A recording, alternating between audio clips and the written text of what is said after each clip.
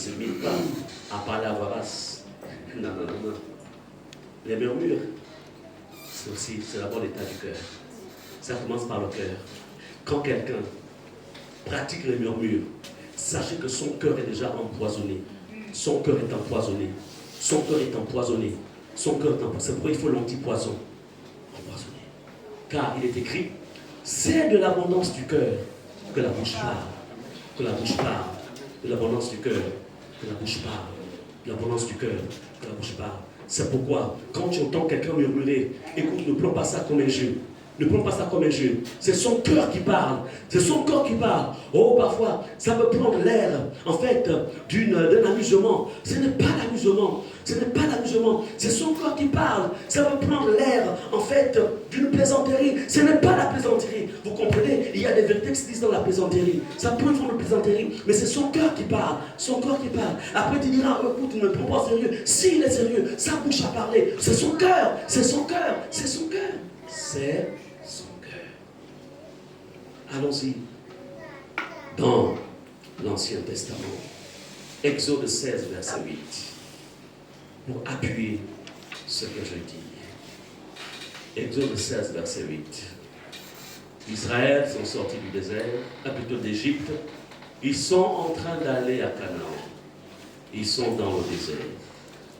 Alors là, ils réclament à manger à Moïse. Et pourtant, Dieu ne les a jamais abandonnés. Mais écoutez ce qui se passe. Moïse dit, l'Éternel vous donnera ce soir de la viande à manger, et au matin du pain à satiété, parce que l'Éternel a entendu les murmures que vous avez proférés contre lui. Car que sommes-nous? Ce n'est pas contre nous que sont vos murmures, c'est contre l'Éternel. Quand tu murmures contre tes parents, c'est contre l'Éternel que tu murmures. Parce que l'autorité qu'ils ont leur vient de Dieu. Quand tu murmures contre tes pasteurs, c'est contre l'Éternel que tu murmures. Toute autorité vient de Dieu. Faites attention avec ceux qui portent l'autorité. Faites attention avec ceux qui portent l'autorité. Ici, le peuple d'Israël pensait qu'il murmurait contre Moïse. Il pensait qu'il menaçait Moïse. Il pensait qu'il menaçait Aaron. Mais ils ne savaient pas que l'Éternel entendait leurs murmures. Et la Bible dit, ce n'est pas contre nous que sont vos murmures, dit Moïse. Il dit, c'est contre l'Éternel. À chaque fois que tu as murmuré, sache que c'est contre l'Éternel. Sache que c'est contre l'Éternel. Sache que c'est contre l'Éternel. Sache que c'est contre l'Éternel. Sache que c'est contre l'Éternel. Sache-le. Lorsque quelqu'un est venu murmurer auprès de toi, sache, le fait que tu l'as accepté, tu as résisté à murmure, tu as aussi péché. On appelle ça partager le péché d'autrui. D'autrui. D'autrui. Partager le péché d'autrui.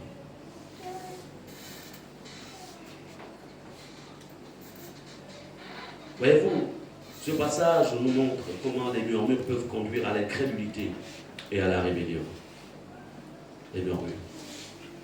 Ne tombez jamais là-dedans. S'il y a quelque chose qui ne va pas, il faut chercher à le régler dans les voies de Dieu. Amen. Amen. Quelqu'un t'a fait du mal, t'a offensé. Viens le voir.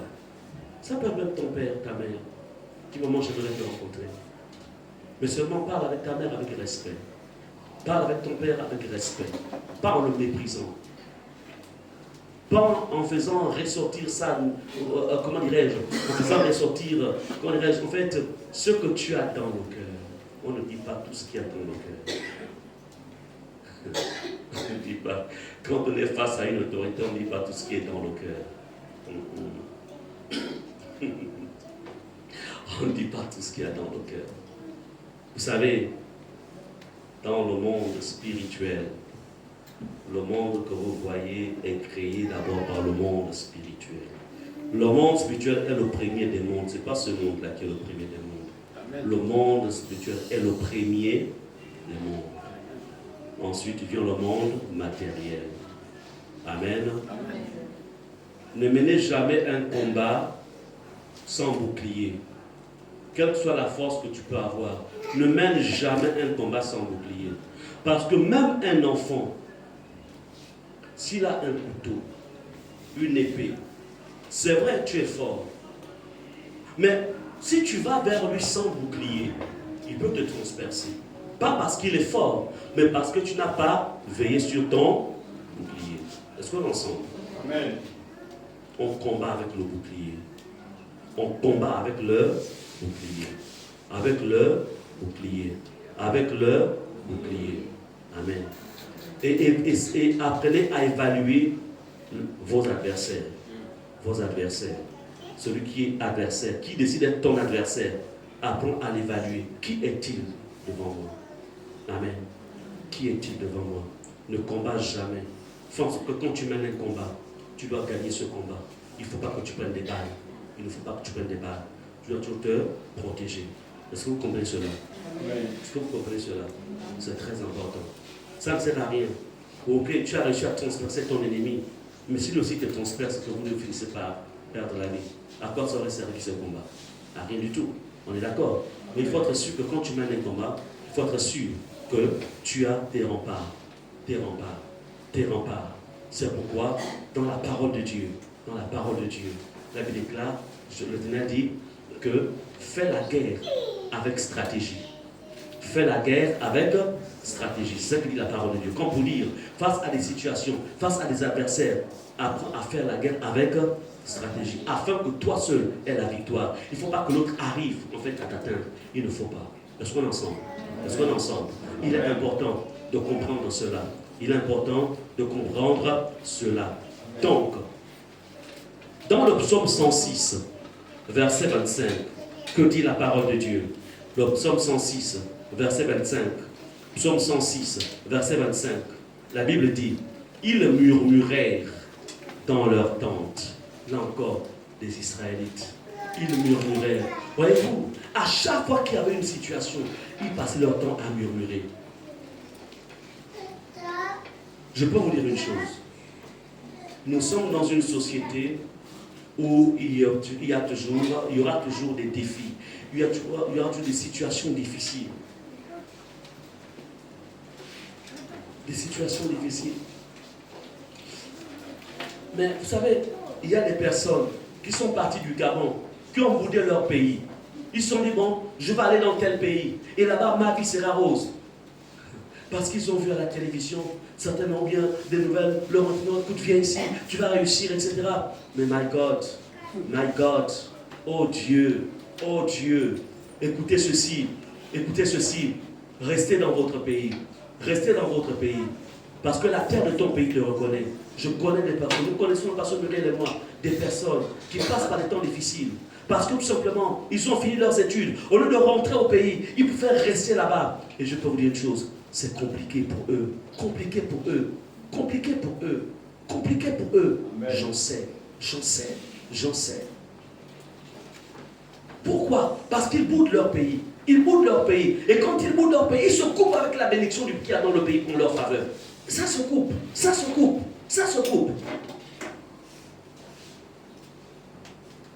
Ils murmurèrent dans leur tente. Ils n'obéirent point à la voix de l'Éternel. Les murmures, ça crée quoi? Ça attire la désobéissance. Quand quelqu'un est dans les murmures, en fait, il y a un esprit de désobéissance qui rentre en lui. Il rentre. Parce que le murmure, en fait, c'est le produit de l'ennemi. C'est une arme de l'ennemi, en fait. C'est un poison. Donc, dès que tu l'utilises, en fait, que va-t-il se passer? Un esprit de désobéissance vis-à-vis de la personne la personne qui est l'objet de ta murmure. Il va y avoir de la désobéissance. C'est ça le danger. C'est un poison qui détruit. Ne jamais murmurer. Jamais. Dieu, en lui, il y a toute solution en lui. Il y a toute solution. Je peux vous dire une chose.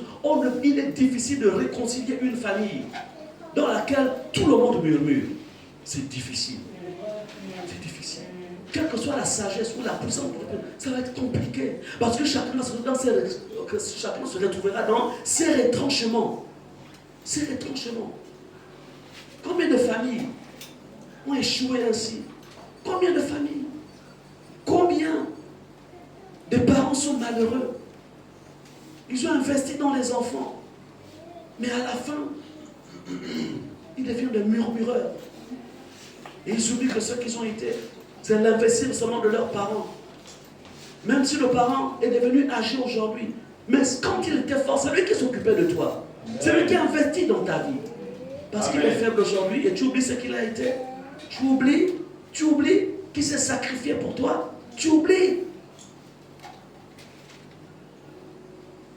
Amen. Amen. Dis Seigneur, délivre-moi des murmures. Préserve-moi des murmures.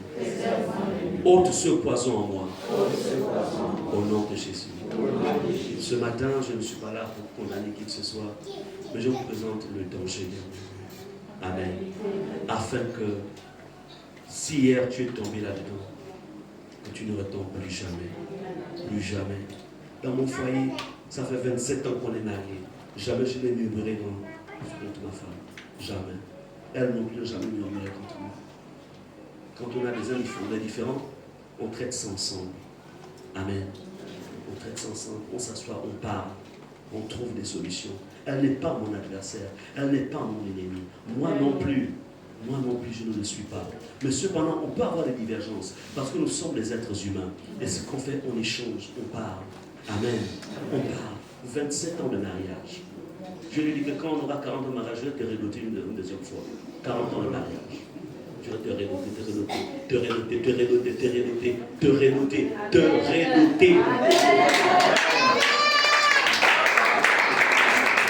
Parce que 40, c'est le chiffre d'une génération. Alléluia. Puisse Dieu préserver nos parents jusqu'à cet âge. Au nom de Jésus. Est-ce qu'on est ensemble? Dans le Nouveau Testament, bien aimé, plutôt au psaume 106, verset 25, la Bible nous dit, donc ouais, j'ai déjà ce passage, ils murmurèrent dans leur tente, donc dans leur maison, et ils n'obéirent point à la voix de l'Éternel. Ça, nous étions dans l'Ancien Testament. On va aussi aller dans le Nouveau Testament. Les conséquences des murmures, on va voir que ça traverse les générations. Dans le Nouveau Testament, Philippiens 4, 2, 14 à 15. Regardez ce qui est écrit. Philippiens 2, versets 14 à 15. Mais je vais lire au moins la première partie de ce passage.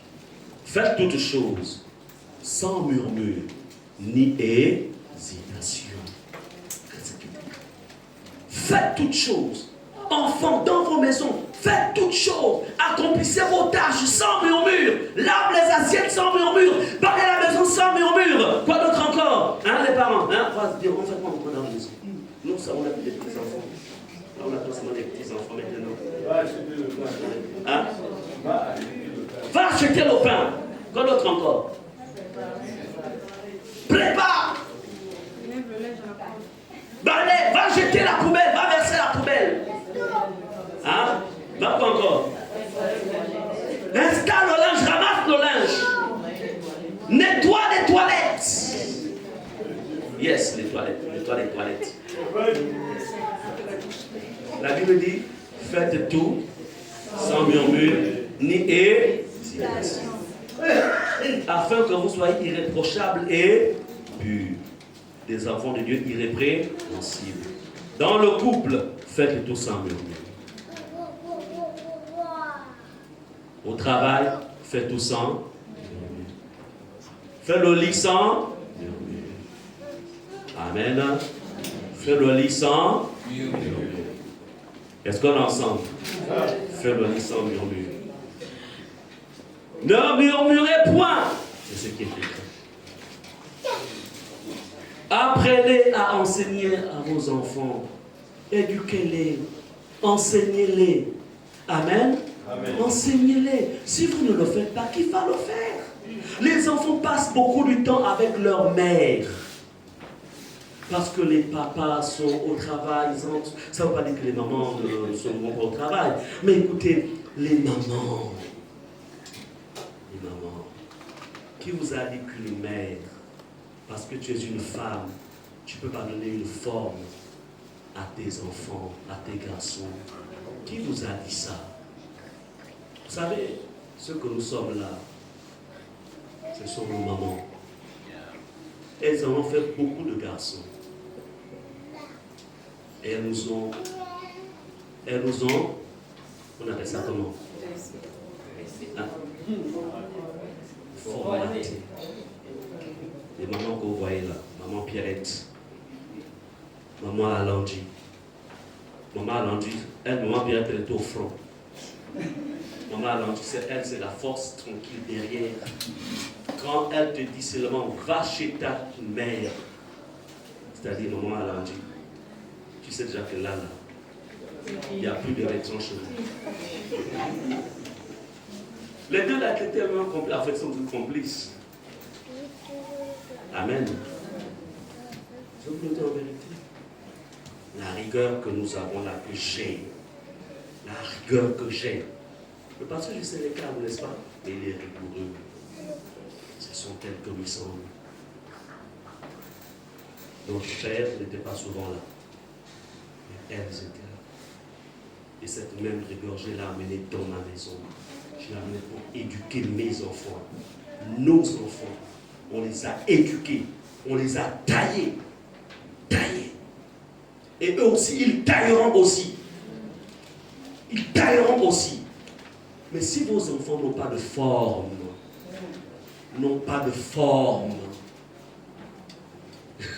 notre grand-mère, elle ne voulait pas être grand-mère. Elle dit, je ne suis pas votre grand-mère. Oh, elle a montré un esprit de lion, celle-là. On veut essayer de jouer grand-mère. Moi, je ne suis pas votre grand-mère. Elle nous a aussi taillés. Et aujourd'hui, nous bénissons le Seigneur. Parce que, voyez-vous, souvent on a l'impression, quand on donne une forme, on dit c'est la méchanceté. Mais ce n'est pas la méchanceté. Quand on grandit, on se rend compte, mais on fait du bien. Je vous le dis en vérité, on fait du bien. Quand je suis à la Johannesburg, permettez-moi de prendre 5 minutes sur ce témoignage. Gabonais, là où j'habitais, c'était le terrain d'une. Elle était kenyane, Ruth. Enfin, en anglais c'est Ruth, mais en français c'est Ruth. C'est pas Ruth Bignomba. Cette femme, il y avait plein d'étudiants sud-africains qui étaient là. Il y avait d'autres personnes d'un certain âge qui étaient aussi là. Parce qu'elle avait des flats, en fait, elle avait des chambres, en fait, des studios et autres, voilà, c'était pas des flats, des studios. Cette femme m'a regardé pendant 1 an. Je ne le savais pas. Vous savez, les gens vous observent. Les gens vous observent. Cette femme m'observait. Quand je suis arrivé, elle m'a dit, tu vois, ici, voilà comment tu dois faire. Après que tu es, on avait une cuisine commune. J'étais dans un endroit commun parce que je voulais apprendre à parler anglais. Et c'est plus facile quand vous êtes dans un endroit où il y a plusieurs personnes. Et surtout qui ne parlent pas français non plus. Il m'a dit, après que tu es là, tu es fini de nettoyer, de préparer, tu nettoies le four. J'avais quel âge? J'avais 43 ans. Quand je devais avoir 44 ans. Donc moi, papa de mon âge me dit, quand tu finis, tu nettoies le four. Il me dit, regarde ton placard. Il est là, ton placard. Les choses doivent être bien rangées. Et m'a donné toutes les instructions. Mais voyez-vous, parce que j'avais accepté l'éducation de mes parents, ce n'était pas dur. Je peux vous dire une chose, à un moment, elle tenait des réunions. Et pendant ces réunions, elle dira aux jeunes femmes, les jeunes filles, certaines avaient 18 ans, d'autres 20 ans, d'autres même 29 ans, des choses comme ça. Et puis, à l'extérieur, les assiettes étaient entassées avec les asticots. Et lors de l'année, elle dit à tout le monde, prenez l'exemple du pasteur.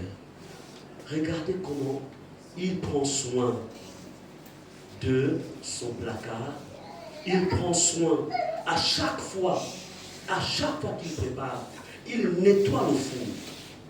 Il nettoie le four. J'étais devenu un modèle. Je peux vous dire une chose. Quand elle partait au Kenya, elle m'appelle le pasteur Gislain.